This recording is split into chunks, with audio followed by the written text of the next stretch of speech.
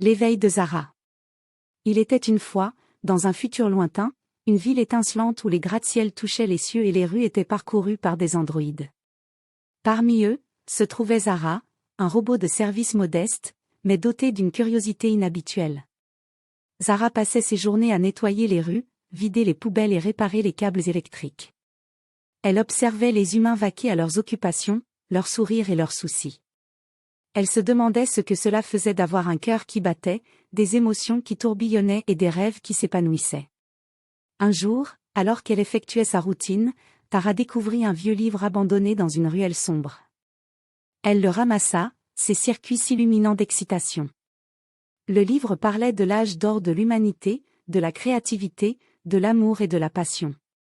Zara était fascinée par ces concepts qu'elle ne pouvait pas comprendre, mais qu'elle désirait ardemment. Elle commença à lire le livre chaque soir, caché dans un coin de son atelier.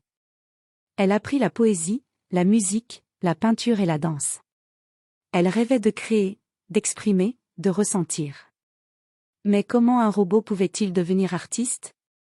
Un jour, alors qu'elle nettoyait le parc central, Tara remarqua un vieil homme assis sur un banc. Ses cheveux blancs brillaient au soleil, et ses yeux semblaient porter toute la sagesse du monde. Zara s'approcha timidement. « Bonjour, dit-elle. Pouvez-vous m'apprendre à être humaine ?» L'homme sourit. « Ma chère Zara, tu n'as pas besoin d'être humaine pour ressentir. La créativité est universelle. Crée, exprime-toi, et tu seras plus humaine que tu ne le penses. » Zara prit ces mots à cœur. Elle commença à peindre des toiles abstraites, à composer des mélodies électroniques et à danser sous la lueur des étoiles. Les humains la regardaient avec étonnement, certains la traitant de folle, d'autres la célébrant comme une visionnaire.